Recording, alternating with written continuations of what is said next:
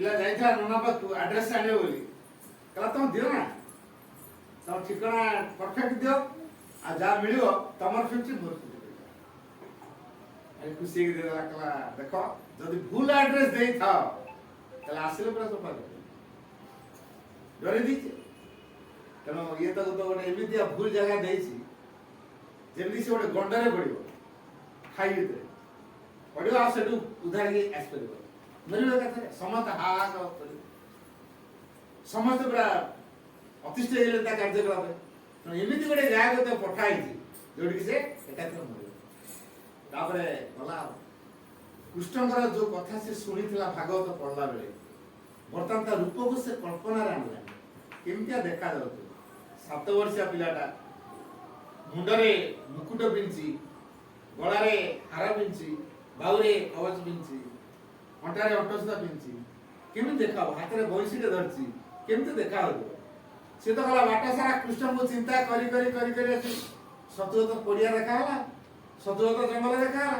ସତୁଗତ ନଦୀ ଦେଖାହେଲା ସତୁଗତ ପାହାଡ଼ ଦେଖାହେଲା ସତୁଗତ କଦମ୍ବ ଦେଖାହେଲା ତାପରେ ସତୁଗତ ଯମୁନା ନଦୀ ଏଇଟା ତ ଯମୁନା ନଦୀ ଏଇଟା ତ କଦମ୍ବ ଓ ଏଇଠିକି ତାହେଲେ ସେ ପିଲା ଆସେ ତାପରେ ମଣିଷ ସ୍ୱର ବି ଶୁଭେ ପିଲା ତାହେଲେ ଆସିଲାଣି ଆଉ ଏ ଗଛରେ ମୁଁ ଛପିଥାଏ ଗଛରେ ଛପିକି ରହିଲା ଉପରେ ପିଲା ଆସିଲା ଗୋରୁ ଛାଡ଼ିଦେଲା ମନ ଇଚ୍ଛା ବସିକି ବଜେଇଲା ଇ ପିଲାଟା ଗଛରେ ଛପିଛି ହେଲା ଲଇ ବଳକ ତୋ ନାଁ କଣ ମୋର ତ କେତେ ପ୍ରକାର ନାଁ ମତେ ଡାକନ୍ତି କୃଷ୍ଣ କାହ୍ନା କନେଇ ମୁରାରୀ ବଂଶୀଧାରୀ କେତେ କେତେ ନା ତୋ ନାଁ ତ କୃଷ୍ଣ ହଁ କଣ ଲାଗି ଆରେ ଏତେ ଗୋଟେ ଗହଣା ପିନ୍ଧୁ ବହୁତ ସୁନ୍ଦର ଦେଖାଯାଉଛି ମୋ ଦଉନୁ ହଁ ତମର ଯୋଉଟା ଇଚ୍ଛା ନେଇଛ କୋଉଟା ନବ ଯୋଉଟା ତମର ଇଚ୍ଛା ନେବେ ଟିକେ ଲୋଭ ଲାଗିଲା ୟାର ଲାଗ ମୁକୁଟଟା ଏଟା ଦାମୀ ଜାଣ ନା ମୁକୁଟଟା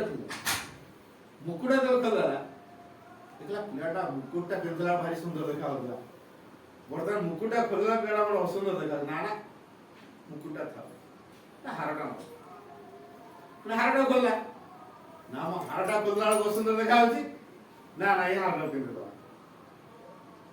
ହାର ପୁଣି ପିନ୍ଧେଇ ଦିଆ ଅଣ୍ଟସୁତା କବଚ କୁଣ୍ଡଳ ସବୁ ଖୋଲିଲା ପିନ୍ଧିଦେଲା ଖୋଲିଲା ପିନ୍ଧିଦେଲା ଖୋଲିଲା ପିନ୍ଧିଦେଲା କୃଷ୍ଣ କହିଲେ ତମେ ତ ଯୋଉଟା ଖୋଲିଲ ସେଟା ପିନ୍ଧେଇଲ ନବ କୋଉଟା ହଁ ପରା ତୁ ମତେ ଏତେ ସୁନ୍ଦର ଦେଖାଯାଉଛୁ ଯେ ତା ତଳେ ହାର ମୂଲ୍ୟ କିଛି ନାହିଁ ସତ ହଁ ପରା ବହୁତ ସୁନ୍ଦର ଦେଖାଯାଉଛି ଗୋଟେ କାମ କରିବ ମୁଁ ଆମ ଘରେ ବହୁତ ଗହଣା ରଖିଛି ଖାଲି 2 ମିନିଟ୍ ପାଇଁ ମୋ ଗାଈ ଟିକେ ଜଗିବ ମୁଁ 2 ମିନିଟ୍ରେ ଧରିକି ଆସିବି ହଁ ଯା ମୁଁ ଜଗିବି ଡାଉଟ୍ କଲା କି ଡାଉଟ୍ କର ଯା ବର୍ତ୍ତମାନ ଚୋର ଜଗିଛି ଗାଈ 2 ମିନିଟ୍ ଭିତରେ ୱାନ୍ ଗଲେ ଝୁଡ଼ିଏ ଗଣା ଧରିକି ନିଅ ବହୁତ ଖୁସି ହେଇଗଲା ଝୁଡ଼ିଏ ପୁରା ଝୁଡ଼ିଏ ଗହଣା ମାନେ କୋଟି କୋଟି ଟଙ୍କା ହବ ବାଟ ସାରା ଆସୁଛି ଆଚ୍ଛା କୃଷ୍ଣ ପୁଣି କହିଛନ୍ତି ଦେଖ ଦରକାର ଯଦି ଆଉ ହୁଏ ଆଉ ଆସିବ ଆହୁରି ବି ଅଛି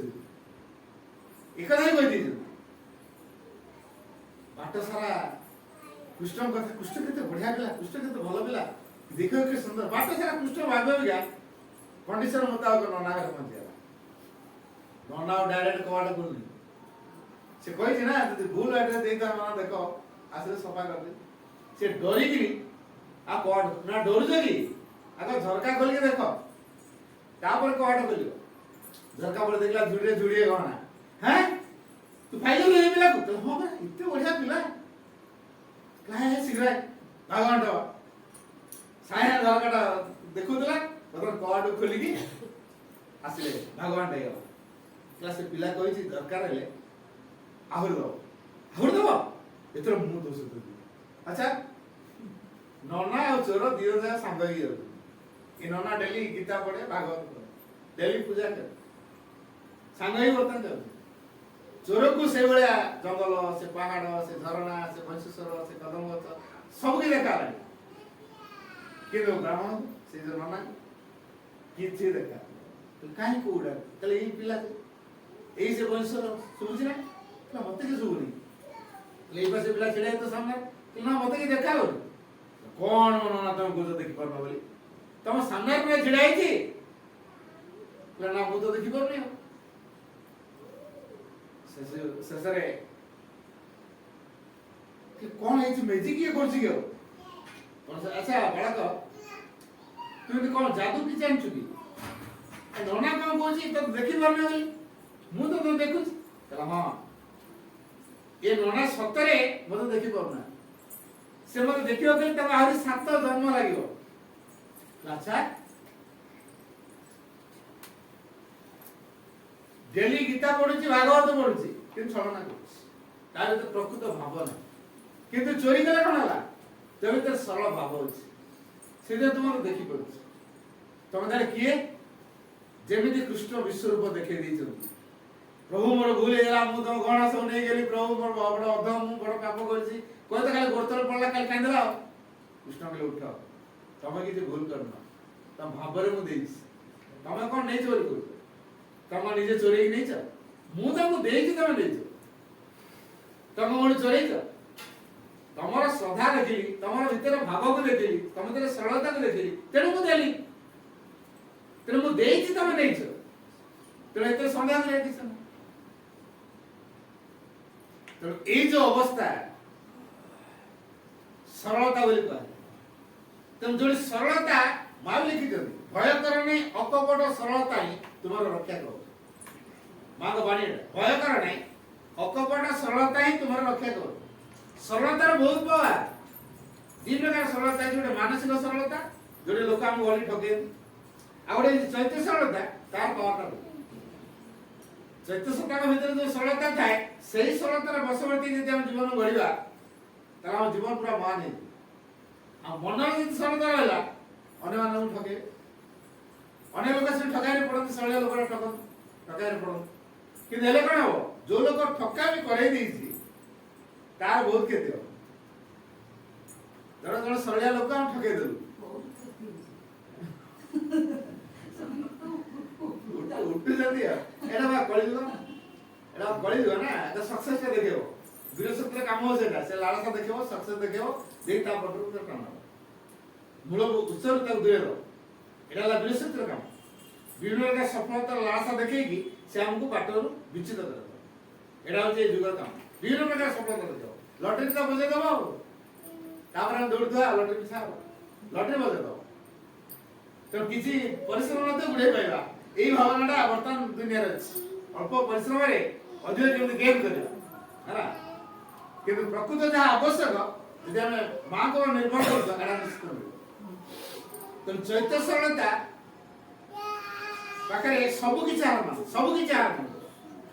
ତେଣୁ ଆମକୁ ସେ ଚୈତ୍ୟ ସରଳତାକୁ ପ୍ରକାଶ କରିବାକୁ ସେଥିପାଇଁ କୁହାଗଲା ସିମ୍ପଲି ମାନେ ସରଳ ଭାବରେ open yourself simply with the trust and confidence is a term trust and confidence trust Kota जहाँ पर पूर्ण आस्था स्थापन करी होगा आस्था माने विश्वास सहित भरोसा ये करी पारे ये मां मुताबिक भरोसा या ना होची आस्था या ना होची ट्रस्ट अर्थ होची आस्था विश्वास प्लस निर्भर हला कॉन्फिडेंट हला हमर हां से करि पारे मोर कॉन्फिडेंट अछि हला कि भरोसा करछि मोबाइल खाइ पारे भाई मत असुविधा पड़े सहायता कर पारे कॉन्फिडेंट अछि हेले करना मोर कॉन्फिडेंट अछि से कर देबे केबे करना तारेडी मोर आस्था रहबो आ भरोसा अछि हम सब मां को विश्वास करू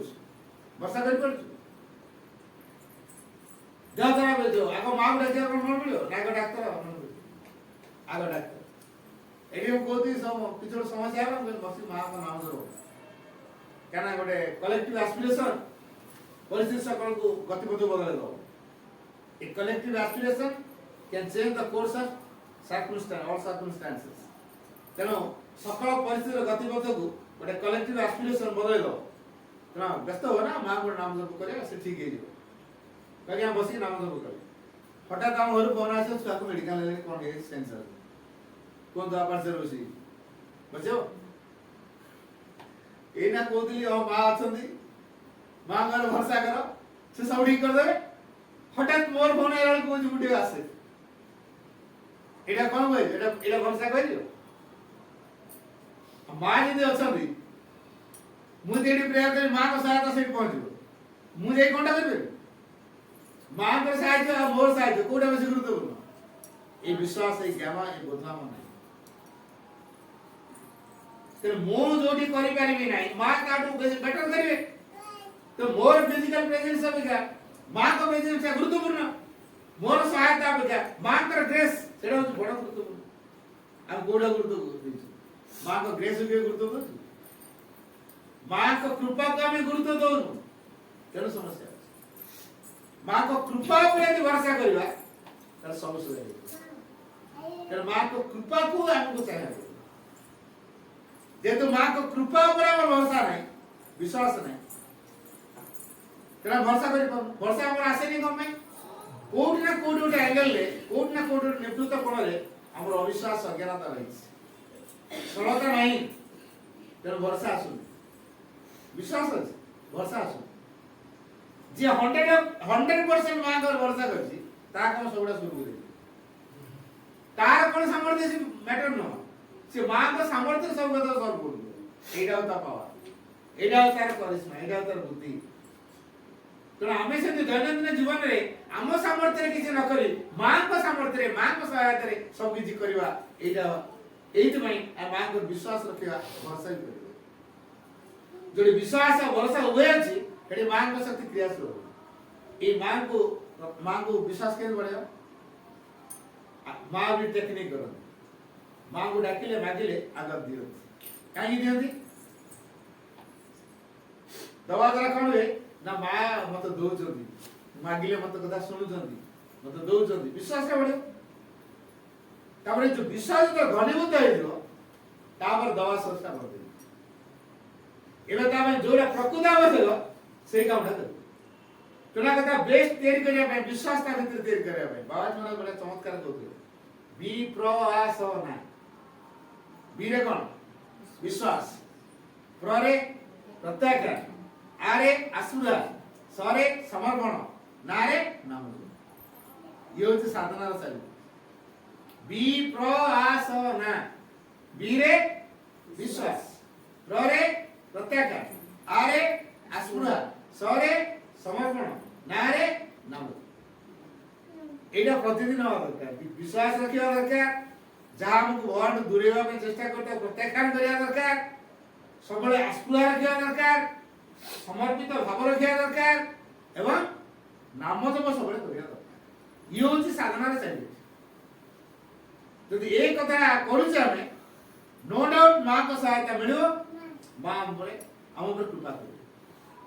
এই ମାଙ୍କ କୃପା ଯେହେତୁ ସବୁଠୁ ପାୱାରଫୁଲ, ସବୁ କିଛି ଭିତରେ, ଆମ ପରିସ୍ଥିତି ଭିତରେ ସେ ସବୁ କିଛି ବଦଳାଇ ପାରିବ କେବଳ ମାତ୍ର ଟଚ୍, ମାଙ୍କର ହସ୍ତକ୍ଷେପ। ଆମେ କେବେ ଅନୁଭବ କରୁଛୁ କି ଯେ ମା ହସ୍ତକ୍ଷେପ କର, ମା ସମାଧାନ କର, ମାଙ୍କ ଉପରେ ଛାଡୁଛୁ ନା? ଆମେ କହୁଛୁ ଏଇଟା କଣ ଆମେ କରିପାରିବାନି ଯେ ଆମେ ମାଙ୍କ ଉପରେ ଭରସା କରିବା? ଆମେ ବୁଦ୍ଧି ଗଢେଇ ଆମେ କରୁଛୁ। ଏଠି ମାଙ୍କୁ ଡାକିବା ଦରକାର। ତ ଅସୁବିଧା ପଡିବ, ନ ପାରିବା, ମାଙ୍କୁ ଡାକିବା। ଏଇଟା ସରଳତାର ପରିଚୟ। ମୋର ଯାହା ସାମର୍ଥ୍ୟ ଅଛି ସେ କିଛି ନୁହଁ। ସେ ମତେ ଭୁଲ ବାଟରେ ମତେ ନିର୍ଦ୍ଦେଶନା ଦେବ, ଭୁଲ ବାଟରେ ମତେ ପରିଚାଳିତ କରିବ। ଯଦି ମୁଁ ମାଙ୍କୁ ଡାକିଥିବି, ମାଙ୍କର ଭରସା କରିଥିବି, ତାହେଲେ ସିଏ ମତେ କେବେ ହତାଶ କରିବେନି। ଗୋଟେ ବାଣୀ ମଧ୍ୟ କୁହାଯାଇଛି, never forget that you are not alone। ତମେ ଯେ ଏକୁଟିଆ ନୁହେଁ, ତମ ସହିତ ଆଉ କେହି ଜଣ ଅଛନ୍ତି, ଡିଭାଇନ୍ ଇଜ୍ ୱିଥ୍ ୟୁ। এটা ତ କଦେ ଭୁଲିବନି। ଅର୍ଥାତ୍ ତମେ ଏକୁଟିଆ ନୁହେଁ, ଅର୍ଥାତ୍ ଆମ ସହିତ କିଏ ଅଛନ୍ତି? ମା ଅଛନ୍ତି, ଭଗବାନ ଅଛନ୍ତି। The divine is with you। ଭଗବାନ ତମ ସହିତ ଅଛନ୍ତି, helping and guiding you। ସାହାଯ୍ୟ ବି କରୁଛନ୍ତି, ବାଟ ବି ଦେଖାଉଛନ୍ତି। He is the companion who never fails। ଏ ଭଗବାନ ଆମର ଏମିତିକା ସାଥୀ ଯିଏ ଆମକୁ ହତାଶ କରନ୍ତି ନାହିଁ। The friend whose love comforts and strengthens। ସେ ଆମର ଏମିତିକା ବନ୍ଧୁ ଯିଏ ଆମକୁ ସନ୍ତୋଷ ଆଣିକି ଦିଅନ୍ତି, ଶକ୍ତିଶାଳୀ କରାନ୍ତି। Have faith, he will do everything for you। ଖାଲି ବିଶ୍ୱାସ ରଖ, ସେ ତମ ପାଇଁ ସବୁ କିଛି କରିବ। ତେଣୁ ଯେ ମାଙ୍କ ନିକଟ ହେବା ପାଇଁ ବିଶ୍ୱାସ ଦରକାର। ବିଶ୍ୱାସଟା କୋଉଠୁ ଆସେ? ଆଉ କହୁଛୁ ହଁ ମୁଁ ମାଙ୍କୁ ଡାକିଥିଲି, ମୋର ଭଲ ହେଇଗଲା, ତେଣୁ ମା ଅଛନ୍ତି। ଆଜି ତ ଡାକିଛୁ ନହେଲା, ମା ନାହାନ୍ତି ନା? କହୁନାହାନ୍ତି, ଯଦି ମୁଁ ଏଇଟା ଡାକିଲି ମୋର ଏଇଟା ହେଇଗଲା, ତେଣୁ ମା ଅଛନ୍ତି। ମୁଁ ଡାକିଲି ହେଲା ନାହିଁ, ମା ଅଛନ୍ତି ନା ପଳେଇଲେ। ଆମେ ହଠାତ୍ କହୁଛୁ ମା ନା, ମା ଆସୁନା, ଇଏ ହଉଛି ବିଭ୍ରାନ୍ତିକର ଧାରଣା ହେଲା। ଯେତେବେଳେ ନ ହଉଛି ଜାଣିଥାନ୍ତୁ ଡବଲ କୃପା, କାହିଁକି ହେଇଥିଲେ ଆମେ ଆଉ ଗୋଟେ ଅସୁବିଧାର କାରଣ ହେଇଥାନ୍ତା। ତେଣୁ ମା ଜାଣିକି ଏଇଟା କରୁନା, ଆମେ ଯୋଉଟା କହୁଛୁ ବା ଯୋଉଟା ମାଗୁଛୁ ମା ଦଉନାହାନ୍ତି ମାନେ ଏଠି ଡବଲ କୃପା। କାରଣ ଯୋଉଟା ମାଗୁଛୁ ଯଦି ସେଇଟା ହେଇଥାନ୍ତା ଆଉ ଗୋଟେ କିଛି ବିରାଟ ଅସୁବିଧାର କାରଣ ଦେଇଥାନ୍ତା, ସେଟା ପୁଣି ସମାଧାନ କରିଥାନ୍ତେ। ତାପରେ ତା ପ୍ରତି ଯୋଉ ଡିଜାୟାର ମୋର ତିଆରି ହେଇଥିଲା, ମୋର ଏଇଟା ଦରକାର ସେଇଟା ଦରକାର ବୋଲି ଯୋଉ ଡିଜାୟାର ତିଆରି ହେଇଥିଲା, ଧୀରେ ଧୀରେ ମୋର ଇଚ୍ଛା କରିବି। ତେଣୁ ଯୋଉ ଡିଜାୟାର ମୁକ୍ତ ହବ ଆଉ ବିରାଟ ଅସୁବିଧାରେ ଆମକୁ ବଞ୍ଚିତ କରିବ।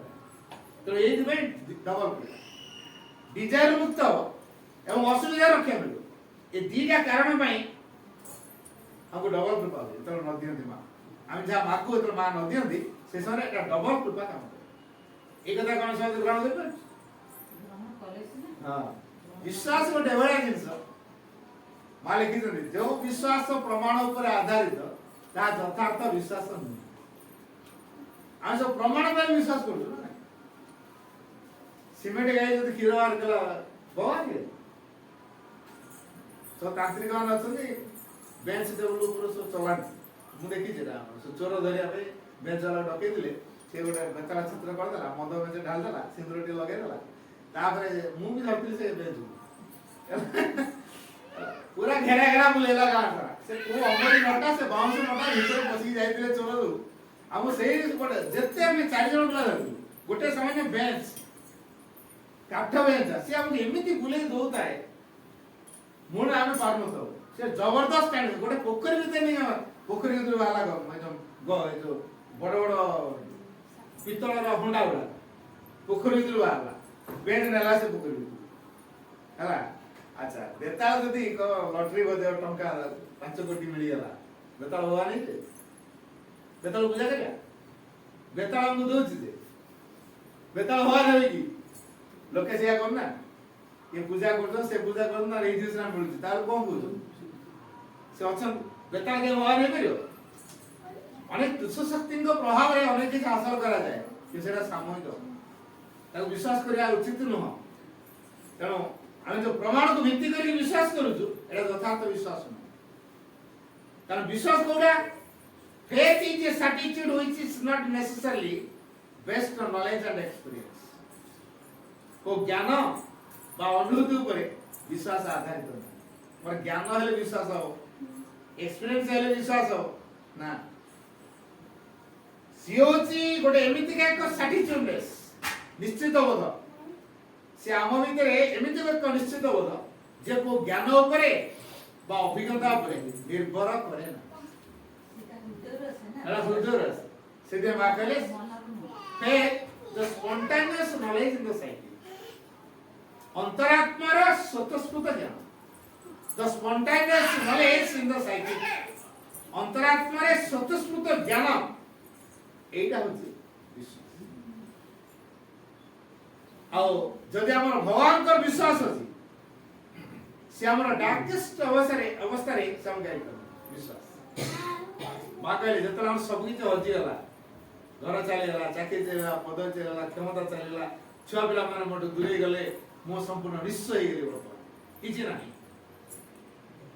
ମା ସେଇଠି କହୁଛନ୍ତି, it is when all seems lost all can be saved.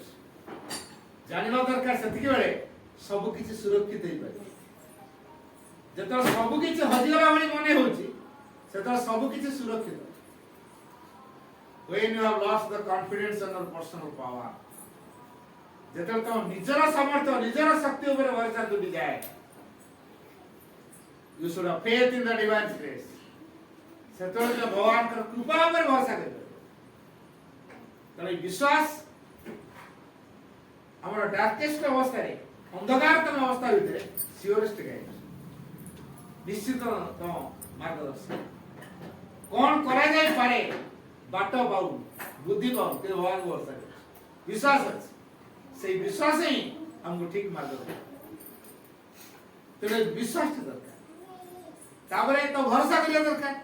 ତମେ ନ ରହିଲେ ମୁଁ କିଛି ନୁହଁ, ତମେ ରହିବ ତ କାମ ହବ, ମୁଁ ତମ ଉପରେ ଭରସା କରିଛି।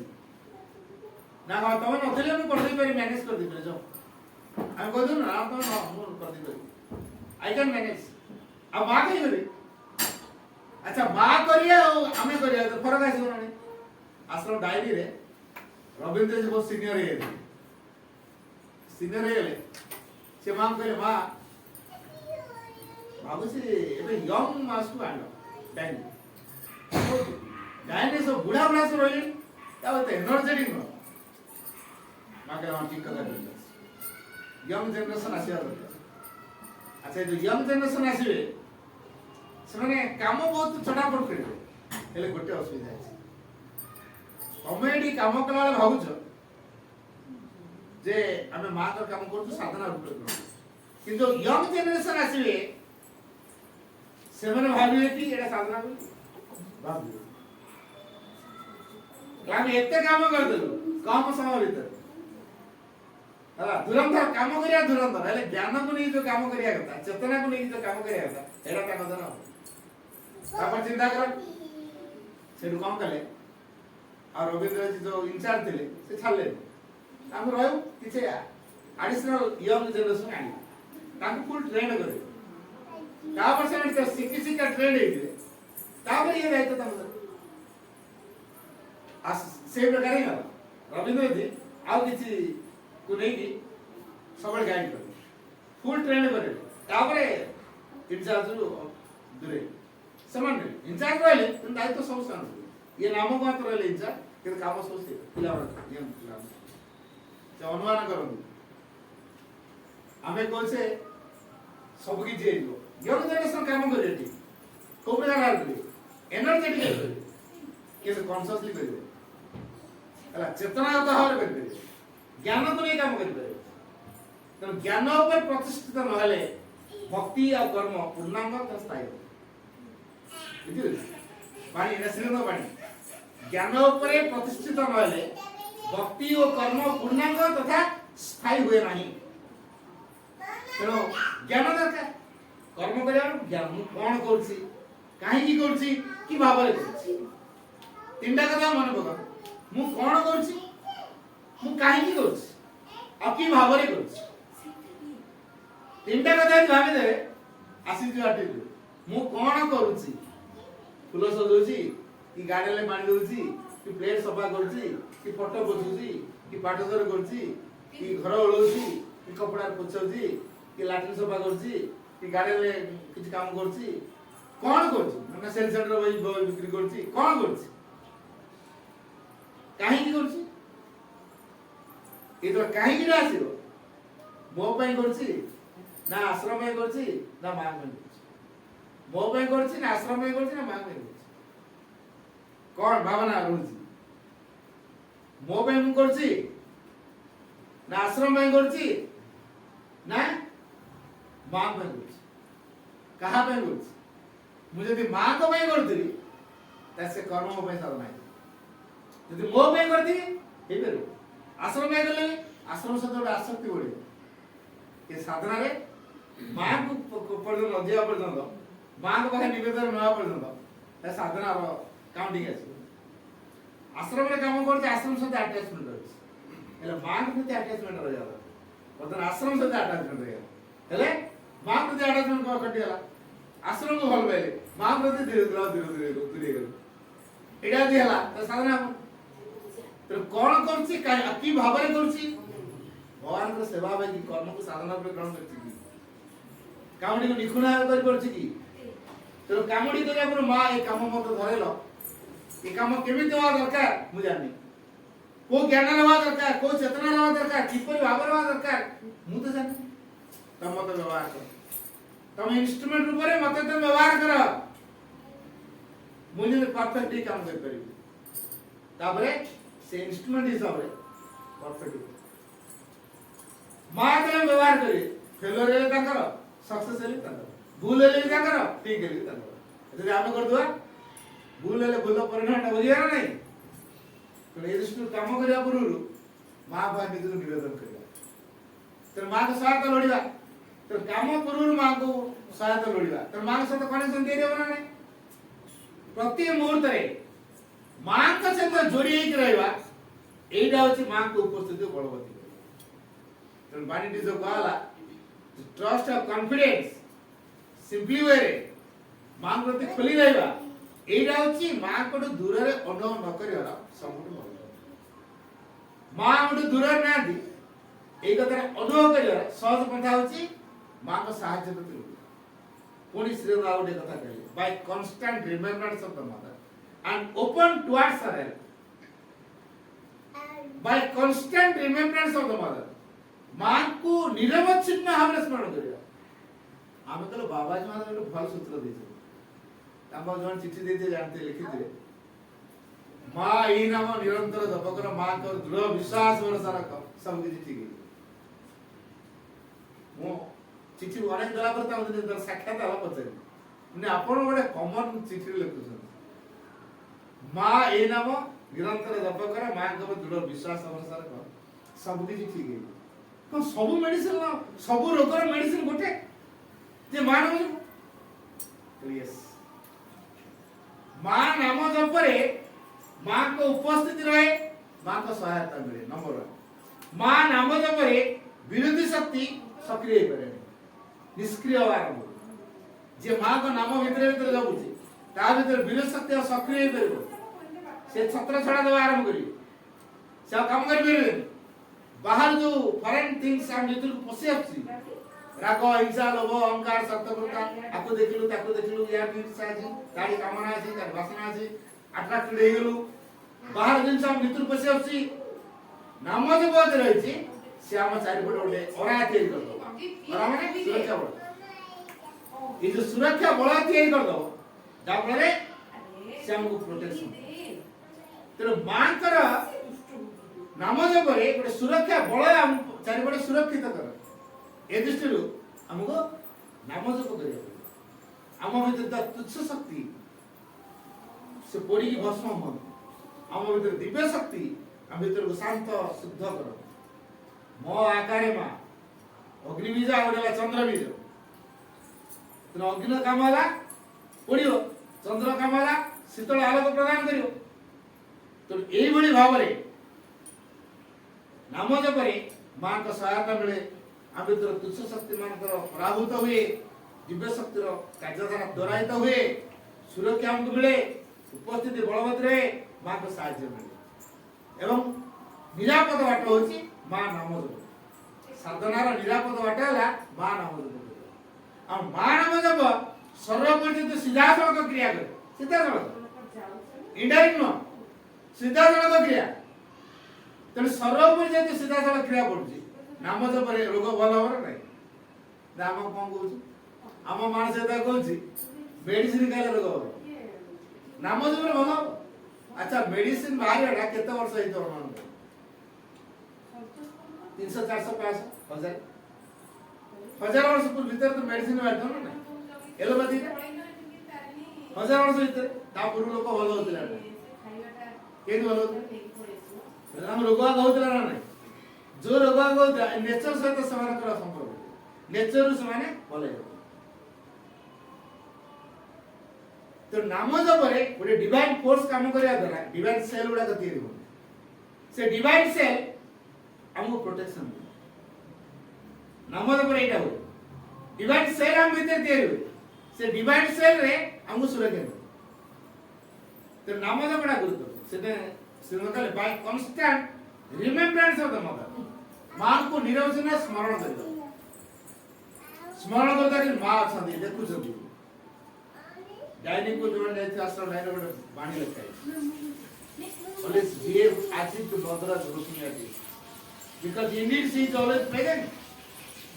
ଶ୍ରୀ ଏ କଥା କହିଲେ ଯେ ଏପରି ସର୍ବଦା ଏପରି ଆଚରଣ କର ଯେମିତି କି ଭଗବାନ ତମକୁ ଦେଖୁଛନ୍ତି। ଆଉ ସତରେ always behave as if the mother is looking at you, ମାନେ ସର୍ବଦା ଏପରି ଆଚରଣ କର ଯେମିତି କି ମା ତମକୁ ଦେଖୁଛନ୍ତି। ବାସ୍ତବରେ ଏ ମା ଦେଖୁଛନ୍ତି, କାରଣ ସତରେ ସେ ଆମ ସହିତ ସବୁବେଳେ, because indeed she is always present. She is always present ମାନେ ସେ ସବୁବେଳେ ଉପସ୍ଥିତ ଅଛନ୍ତି। ଯେହେତୁ ସେ ସବୁବେଳେ ଉପସ୍ଥିତ ଅଛନ୍ତି, ତେଣୁ এই ମାଙ୍କ ନାମ ଜପରେ ମାକୁ ଉପସ୍ଥିତ ଅନୁଭବ କରିବେ। ତେଣୁ ନିରବଚ୍ଛିନ୍ନ ମାକୁ ସ୍ମରଣ କରିବେ। ପ୍ରତ୍ୟେକଙ୍କ ଭୂମିରେ ଯାହା କାମ ସିଏ ତା ଭୂମିରେ କାମ କରିବେ। ତେଣୁ ମାଙ୍କ ସହାୟତା ନେଇ କାମ କରିବ, ମାଙ୍କ କୃପା ନେଇକି କାମ କରିବ, ମାଙ୍କୁ ସେ ଡାକିବ।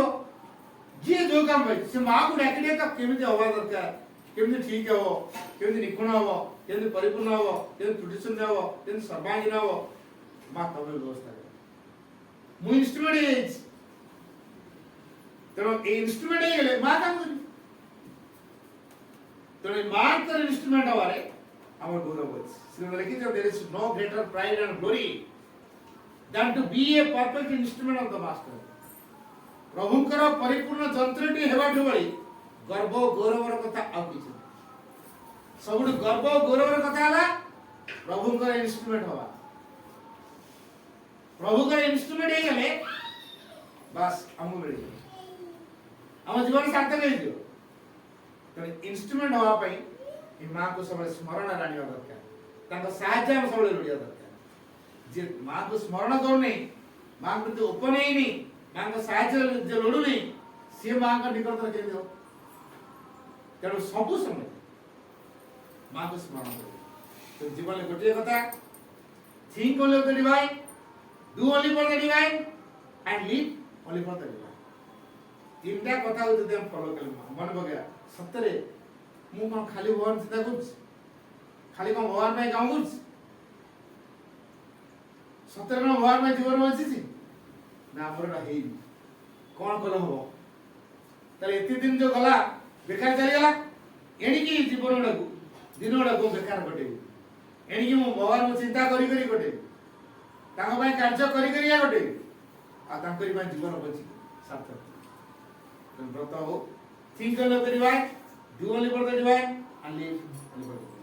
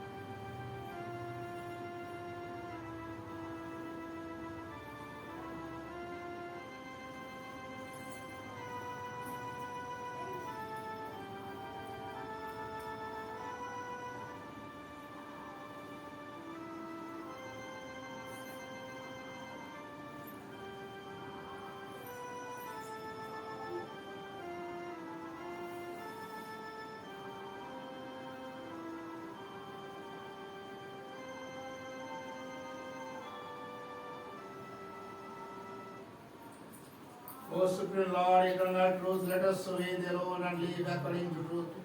परमोच्च प्रभु सत्य नित्य त्वामेव केवलम् अनुवर्तामहे सत्यम अनुजवाम केवलम्। हे परम प्रभु चिरंतन सत्य, आमे केवल तुमरी आज्ञा बहुतु और सत्यर विधान को आश्रय करी जीवन धारण करू। ओम आनंदमयी चैतन्यमयी सत्यमयी परमे ओम शांति।